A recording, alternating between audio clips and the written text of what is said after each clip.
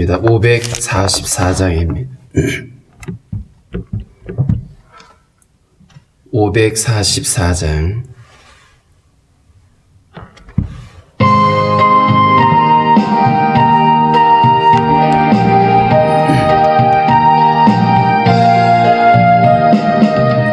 울어도 못하네 눈물 많이 흘려도 겁을 없게 못하고 죄를 씻지 못하니 울어도 못하네 십자가에 달려서 예수 고난 당했네 나를 구원하시리 예수밖에 없네 힘써도 못하네 말과 뜻과 행실이 깨끗하고 착해도 다시 나게 못하니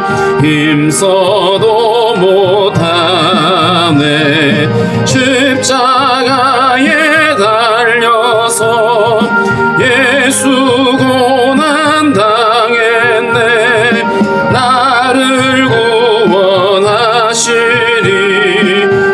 예수밖에 없네 참아도 못하네 할 수 없는 죄인이 흉한 죄에 빠져서 어찌하니 죽을까 참아도 못하네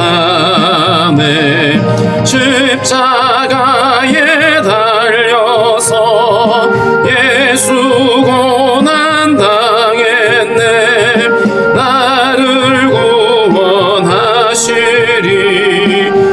예수밖에 없네 믿으면 되겠네 주 예수만 믿어서 은혜를 힘입고 오직 주께 나가면 영원 삶을 얻네 십자가에 달려서 예수 고난 당했네 나를 구원하시리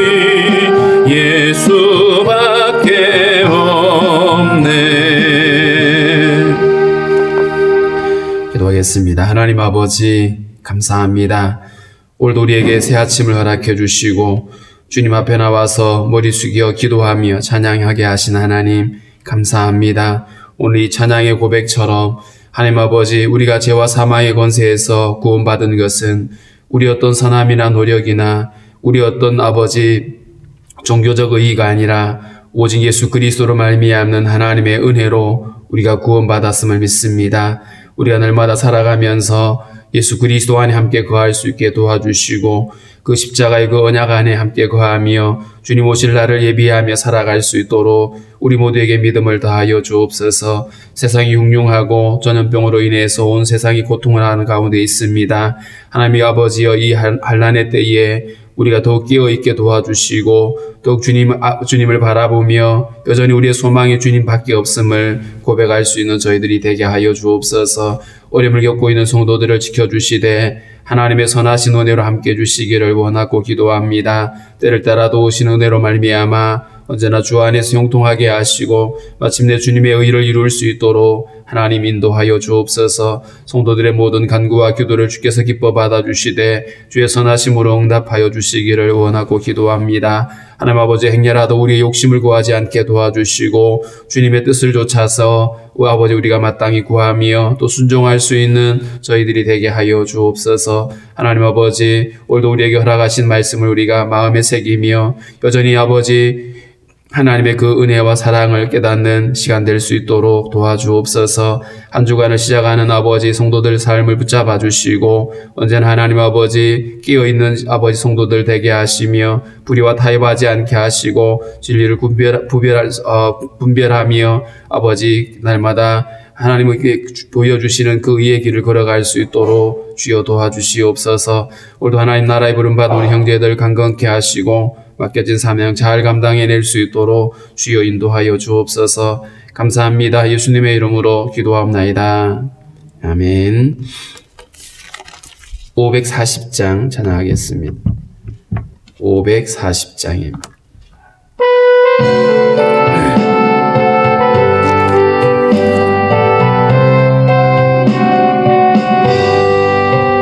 주의 음성을 내가 들으니 사랑한단 말일세. 믿는 마음으로 주께 가오니 나를 영접하소서. 내가 매일 십자가 앞에 더 가까이 가오니 구세주의 흘린 보배 피로서 나를 정케 하소서. 주여 넓으신 은혜 베푸사 나를 받아주시고 나의 품은 뜻 주의 뜻같이 되게 하여 주소서. 내가 매일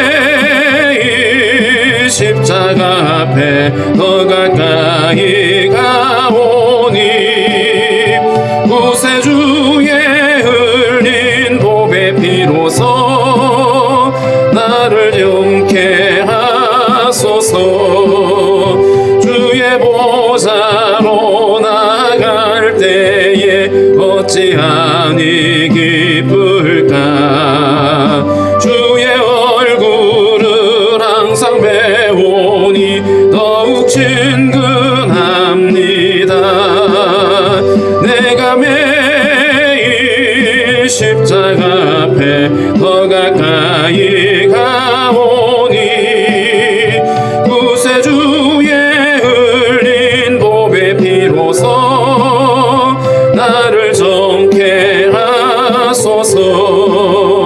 우리 구주의 넓은 사랑은 증량할 자 없으며 주가 주시는 참된 기쁨도 헤아릴 수 없도다. 내가 매일 십자가 앞에 더 가까이 가오니 구세주의 흘린 보배 피로서 나를 정케 하소서. 아멘. 로마서 9장 1절부터 13절까지 우리 같이 읽겠습니다. 로마서 9장 1절부터 13절입니다. 내가 그리스도 안에서 참말을 하고 거짓말을 아니하노라. 나에게 큰 근심이 있는 것과 마음에 그치지 않은 고통이 있는 것을 내 양심이 성령 안에서 나와 더불어 증언하노니 나의 형제 곧 골육의 친척을 위하여 내 자신이 저주를 받아 그리스도에게서 끊어질지라도 원하는 바로라. 그들은 이스라엘 사람이라. 그들에게는 양자됨과 영광과 언약들과 율법을 세우신 것과 예배와 약속들이 있고 조상들도 그들의 것이요 육신으로 하면 그리스도가 그들에게서 나셨으니 그는 만물 위에 계셔서 세세의 찬양을 받으실 하나님이시니라. 아멘. 그러나 하나님의 말씀이 폐하여진 것 같지 않도다. 이스라엘에게서 난 그들이 다 이스라엘들이 아니요 또한 아브라함의 씨가 다 그의 자녀가 아니라 오직 이삭으로부터 난 자라야 내 씨라 불리리라 하셨으니 곧 육신의 자녀가 하나님의 자녀가 아니요 오직 약속의 자녀가 씨로 여기심을 받느니라. 약속의 말씀은 이것이니 명년 이때에 내가 이르리니 사라에게 아들이 있으리라 하심이라. 그뿐 아니라 또한 리브가가 우리 조상 이삭 한 사람으로 말미암아 임신하였는데 그 자식들이 아직 나지도 아니하고 무슨 선이나 악을 행하지 아니한 때에 택하심을 따라 되는 하나님의 뜻이 행위로 말미암지 않고 오직 부르시는 이로 말미암아 서게 하려 하사 리브가에게 이르시되 큰 자가 어린 자를 섬기리라 하셨나니 기록된 바 내가 야곱은 사랑하고 에서는 미워하였다 하심과 같으니라. 아멘. 로마서 1장부터 8장에는 복음에 대해서 설명을 하고 있습니다. 우리가 죄와 사망의 권세에서 어떻게 자유할 수 있는지, 그래서 첫 번째는 우리가 모두가 다 죄인이라는 것을 이야기하면서 모든 사람이 죄를 범해서 하나님의 의에 이르지 못한다. 거기에는 유대인도 예외가 아닙니다. 그렇기 때문에 유대인들이 그토록 자랑하는 율법이나 할례로서는 결코 하나님의 의를 이룰 수 없다. 하나님이 원하시는 수준의 의를 이룰 수 없기 때문에, 그래서 하나님께서 하나님 편에서의 의를 예비하셨는데 그것이 바로 예수 그리스도를 믿는 믿음으로 되어지는 것이고, 그것은 오직 우리의 어떤 선행이나 자격이 아니라 오직 은혜로 허락된 것이라고 계속해서 강조를 해왔습니다. 그래서 8장까지 우리가 죄에서 자유할 수 있는 것은 결국 그리스도로 말미암아 그것이 가능하고, 그 그리스도로 말미암는 이 복음이 완전한 것은 이 모든 것들이 하나님에 의해서 나왔기 때문에 하나님으로부터 나온 것들은 완전하죠. 그래서 그 복음의 완전함을 8장까지 길게 설명을 해왔습니다.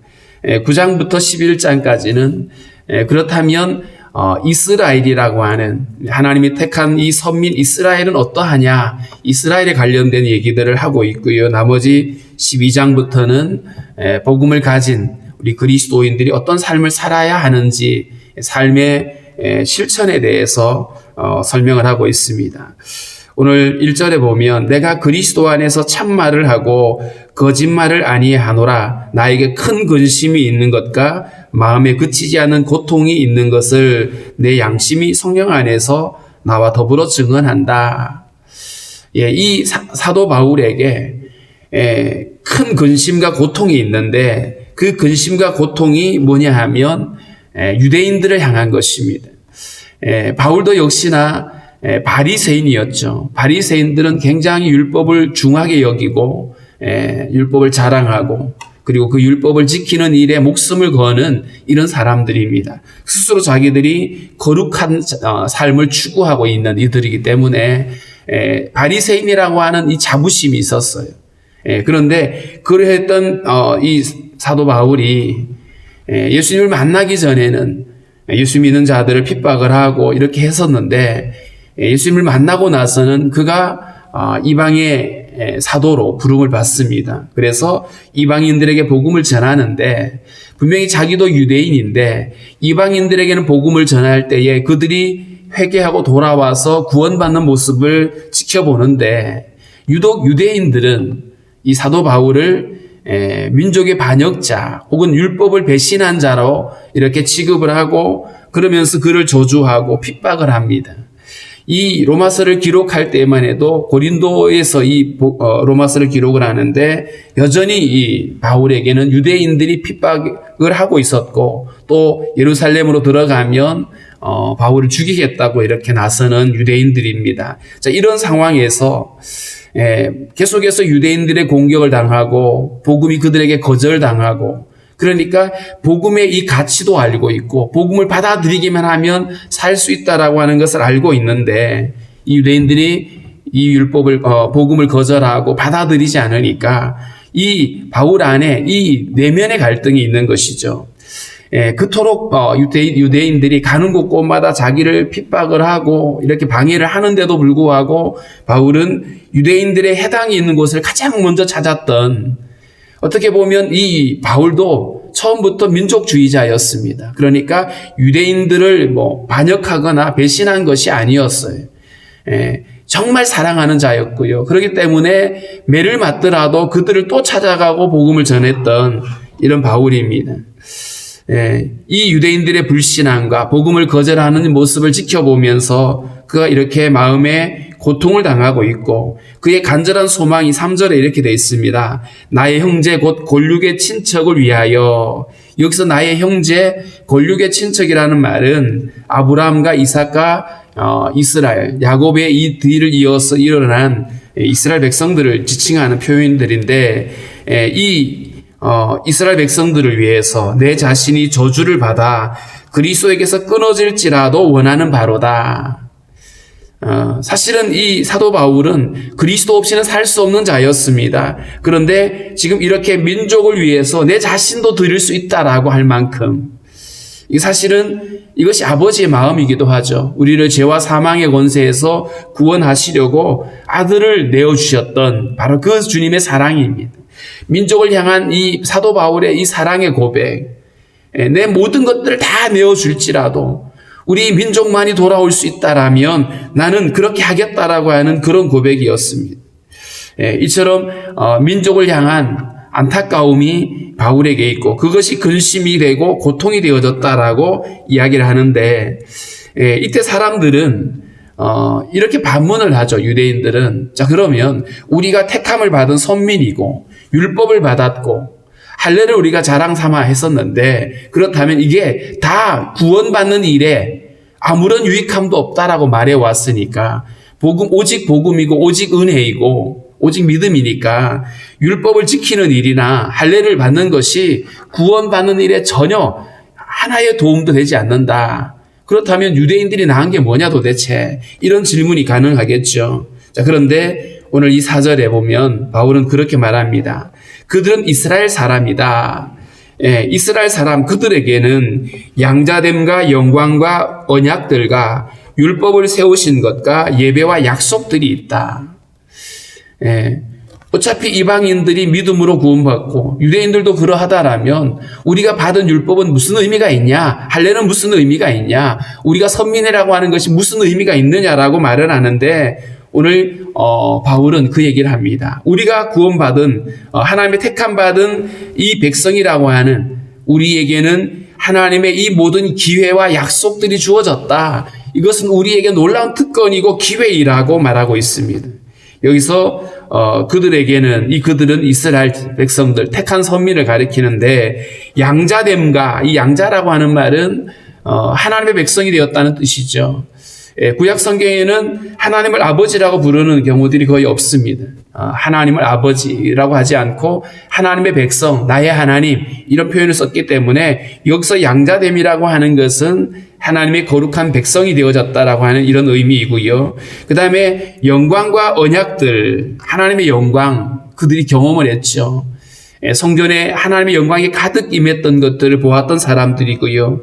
수많은 언약을 가진 민족입니다. 아브라함으로부터 또 다윗에게 많은 언약들을 하나님께서 주셨습니다. 그 언약을 가지고 있고 이 언약을 갖고 있다는 말은 하나님의 택한 백성으로서 많은 기회를 얻은 것이고요. 그 다음에 율법을 세우신 것 모세를 통해서 하나님이 율법을 주셨고요. 그 다음에 이 율법은 하나님의 백성으로서의 죄가 무엇인지 이 율법을 가짐으로 인해서 우리가 하나님 앞에서 얼마나 정말 죄 가운데 있는 사람들인지를 깨닫고 그러기 더욱 하나님의 은혜를 구하는 기회가 주어진 것입니다. 그 다음에 예배와 약속들이 있다. 이 예배는 성전에서 드려지는 모든 제사와 같은 것들인데 이 제사 역시나 하나님 앞에 예배할 수 있는 그리고 하나님의 뜻을 분별할 수 있는 놀라운 은혜였습니다. 그리고 약속들이 주어졌는데 이 약속들이 뭐냐 하면 메시아에 대한 약속들인 것이죠.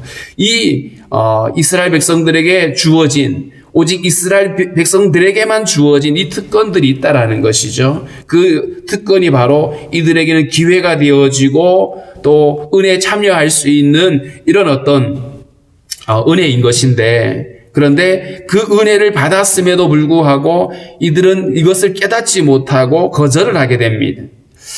5절에 보면 조상들도 그들의 것이요. 이 조상들은 믿음의 조상들이죠. 믿음의 조상을 가지고 있는 자랑할 만한 민족입니다. 그런데 육신으로 하면 그리스도가 그들에게서 났다. 우리 마태복음 1장에서 본 것처럼 아브라함과 다윗의 계보다 예수 그리스도가 아브라함의 후손으로 이스라엘 민족에게서 출생을 하신 겁니다. 자, 그런데 그리스도가 그들에게서 났다. 유대인의 혈통에 따라서 그리스도가 탄생을 하셨는데 그는 이 예수 그리스도는 만물 위에 계시는 그리고 세세의 찬양을 받으실 하나님이시라고 이야기를 합니다. 하나님의 아들이 바로 이 유대인의 혈통을 따라서 세상에 오셨다라고 하는 것인데 이 말의 의미는 하나님께서 이스라엘을 택하고 그들에게 수많은 언약과 약속들을 주시고 율법과 예배와 영광을 주신 그 모든 것들이 그리스도 안에서 성취되어졌음을 의미합니다. 바울이 지금까지 계속해서 설명했던 것들이 어떤 우리의 열심이나 우리의 어떤 순종, 율법의 의로 인해서 이렇게 되는 것이 아니라 오직 하나님이 주신 그 그리스도를 통해서 우리가 이 구원에 참여하게 되어졌다라고 말해왔죠. 그러니까 오늘 이 유대인들이 특별히 이스라엘이 받은 그 많은 기회와 약속들이 있음에도 불구하고 그 모든 것들이 결국에는 그리스도 안에서 완성되어지는 그리스도로 모아지는 겁니다. 그래서 그리스도를 설명을 하고 있습니다. 자, 그러면 이런 또 질문이 던져지죠. 그러면 왜 그 수많은 약속들이 있다고 했는데 율법이나 할례 받는 것이나 이스라엘 백성이라고 하는 그 어떤 혈통적인 이런 것이 구원받는 일에 왜 도움이 되지 않느냐? 그러면 하나님의 약속이 부실한 거냐? 아니면 폐기된 거냐? 라는 질문이 이어지게 된 겁니다. 6절이 그 말씀인데요. 그러나 하나님의 말씀이 폐하여진 것 같지 않다. 사람들이 반문을 하는 겁니다. 그러면 율법이나 할례가 그리고 우리가 아브라함의 혈통이라고 하는 것이 구원받는 일에 전혀 도움이 안 된다라면 이렇게 우리에게 주신 수많은 이것들이 그럼 지금은 없어진 거냐? 이렇게 질문하고 있는 것이죠.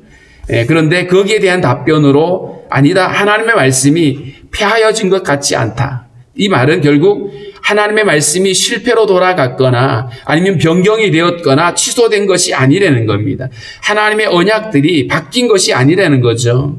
자, 그러면서 오늘 바울은 아브라함의 혈통이라고 하는 이것, 아브라함의 자녀라고 하는 이 말의 의미를 한정 지어서 말하는데 육신의 자녀가 아니라 약속의 자녀라고 하는 이 말로 이 의의를 설명을 하고 있습니다.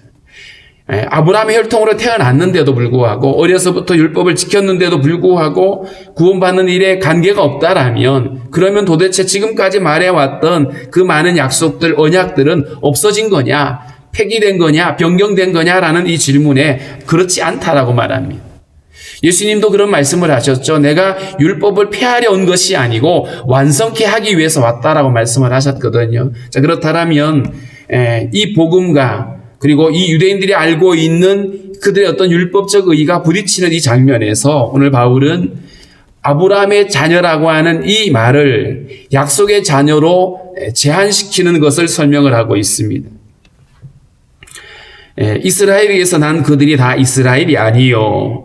또한 아브라함의 씨가 다 그의 자녀가 아니라 오직 이삭으로부터 난 자라야 내 씨라 불리리라 하셨으니 75세에 하나님의 부름을 받고 내가 너로 큰 민족을 이루겠다고 하신 약속이 있었는데 10년이 지나도 자녀가 주어지지 않았습니다. 사라가 굉장히 몸이 달았죠. 그래서 결국은 자기 여종을 아브라함에게 들여보내어서 아브라함의 몸에서 나야 된다고 하니까 그러니까 젊은 여인을 들여보내서 아들을 낳게 하는데 그 아들이 이스마엘입니다. 근데 이스마엘이 태어났음에도 불구하고 하나님은 그가 아니라고 말씀하죠. 사라의 몸에서 나야 된다. 이 사라의 몸에서 난다는 말은 하나님의 약속을 따라 나는 자녀를 말하는 겁니다. 어떤 인간의 열심이나 인간의 어떤 방식으로 인간의 노력으로 만들어낸 어떤 결과물이 아니라 인간으로서는 불가능한 그것. 그런데 오직 약속으로 태어나는 그 아들이 진짜의 아들이고 너의 씨이다라고 말했어요.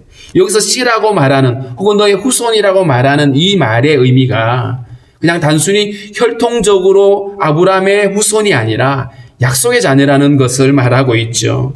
갈라디아 3장으로 잠깐 넘어가 보겠습니다. 갈라디아 3장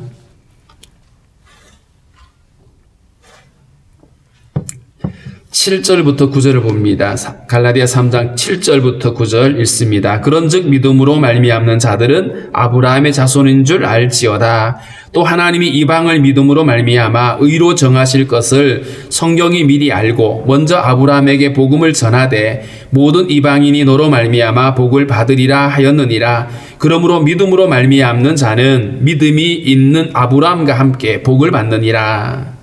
하나님이 창세기 12장에서 아브라함을 부르실 때에 내가 너에게 복을 주겠다고 말씀을 하셨고 너로 말미암아 땅의 모든 족속이 복을 받을 것이다 라고 말했어요. 자, 그랬는데 땅의 모든 족속이 복을 받는데 이 복을 받게 되는 아브라함의 후손이 어떤 자들이냐? 믿음으로 의롭게 되어지는 자들이다. 8절이 그 얘기를 했어요. 이방을 믿음으로 말미암아 의로 정하실 것을 성경이 미리 알고 아브라함에게 복음을 주셨다라고 말했죠. 자, 그리고 7절에 있는 말씀처럼 믿음으로 말미암는 자들은 아브라함의 자손인 줄 알지어다.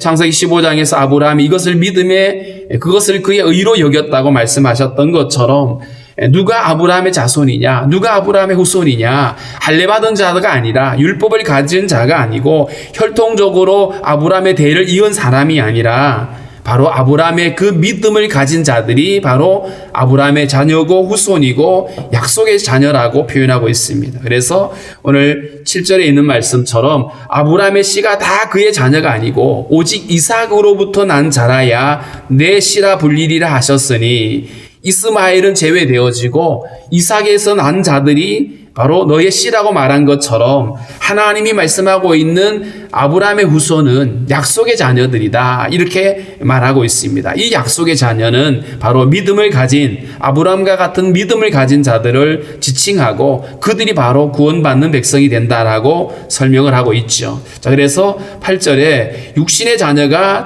아니요 오직 약속의 자녀가 씨로 여기심을 받느니라. 우리가 왜 율법을 가졌는데 왜 할례를 받았는데 안 되냐라고 말하는, 왜 구원에 아무런 의미가 없느냐라고 말하는 그들에게 하나님이 지금 말씀하고 있는 그 자녀는 약속의 자녀를 지칭하는 거다. 그저 아브라함의 피를 물려받았다고 해서 되는 것이 아니라 약속의 자녀여야 된다라고 말하고 있죠. 자, 그러면서 또 예를 드는 것이 약속의 말씀은 이것이니 명년 이때에 내가 이르리니 사라에게 아들이 있으리라 하심이라. 17장에 창세기 17장에 나와 있는 사라에게 주님 말씀하신 거죠. 이제 네가 아들을 낳을 것이다 라고 말씀하는 그 약속, 결국 사라에게서 나는 그 약속의 여인, 약속의 여인에게서 난 바로 그 아들이 아브라함의 씨가 되어진다라고 말씀을 했고요. 10절에는 그뿐 아니라 또한 리브가가 우리 조상 이삭 한 사람으로 말미암아 임신하였는데 아브라함의 약속의 자녀인 이삭과 리브가가 결혼을 했죠. 그런데 이 리브가가 임신을 했는데 쌍둥이를 임신했어요. 11절에 보면 그 자식들이 아직 태어나지도 아니하고 무슨 선이나 악을 행하지 아니한 때에 아직 여전히 이 두 쌍둥이가 리브가의 복중에 있을 때에 주님이 그에게 말씀하셨어요. 네 복중에 두 민족이 있다. 그런데 큰 자가 어린 자를 섬길 것이다 라고 말했어요. 아직 태어나기도 전인데 11절은 이렇게 이어지죠. 택하심을 따라 되는 하나님의 뜻이, 하나님의 뜻은 사람들의 어떤 열심이나 행위에 의해서 달라지는 것이 아니라 하나님의 택함을 따라서 되어진다라고 말했어요. 특별히 하나님이 구원받는 백성들을 부르시는 이 일에 있어서 당신의 주권, 당신의 택함을 의미하고 있습니다. 택하심을 따라 되는 하나님의 뜻이 행위로 말미암지 않고 오직 부르시는 이로 말미암아 서게 하려 하사. 구원받는 이 일이 결국 하나님의 주권적인 선택과 부르심으로 인해서 되어지는 일인데 아직 태어나기도 전이니까 무슨 선한 일을 행하거나 아니면 어떤 율법적인 어떤 의의를 행하거나 어떤 것도 나타나지 않는 때잖아요. 그런데도 주님은 큰 자가 작은 자를 섬길 거다. 에서가 야곱을 섬기게 될 것이라고 주님이 그렇게 정하신 거예요. 철저하게 주님의 주권이죠. 사람의 행위로 어떤 결정되어진 게 아닙니다. 그래서 리브가에게 큰 자가 어린 자를 섬기리라 하셨나니 기록된 바 내가 야곱은 사랑하고 에서는 미워하였다 하심과 같으니라. 에서와 야곱이 태어났는데 하나님의 약속의 씨는 또 야곱으로 좁혀지죠. 이런 것처럼 육신의 자녀가 아니라 약속의 자녀들, 결국 믿음으로 말미암는 아브라함의 후손들이 하나님의 이 어마어마한 하나님의 은혜와 영광에 참여하게 되어진다라고 말씀을 하고 있습니다.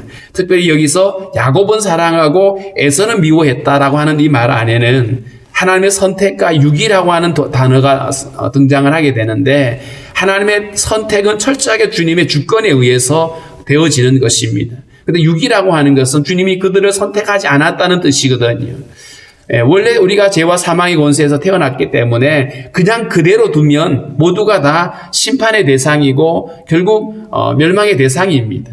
그런 우리들을 주님이 건져내신 거예요. 하나씩 우리를 택하셔서 우리를 구원하시는 하나님의 주권이고 선택인 겁니다. 그러므로 택함 받은 우리들은 오직 은혜임을 고백하게 되어지는 것이죠. 그렇다고 왜 나를 택하지 않았느냐라고 이건 하나님의 잘못이다라고 말할 수는 없습니다. 왜냐하면 우리는 어차피 모두가 그냥 내버려 두면 다 심판에 이를 수밖에 없는 죄인들이었는데 그 많은 죄인들 가운데서 우리를 택하신 것이 은혜고 이것이 바로 하나님의 주권임을 우리는 고백하면서 하나님 앞에 자랑할 것이 전혀 없습니다. 오직 주님의 은혜였음을 우리가 고백하고 감사하고 또 우리가 이 복음을 또 사람들한테 전할 수 있는 그런 우리가 되어져야 되겠죠.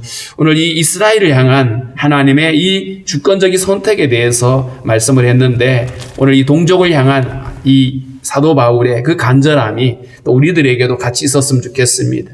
우리의 가족, 또 우리의 주변의 이웃들, 우리 민족이 주님께 돌아올 수 있도록 오직 예수 그리스도의 그 복음을 통해서 그들이 주님을 만날 수 있게 달라라고 우리 함께 기도하도록 하겠습니다.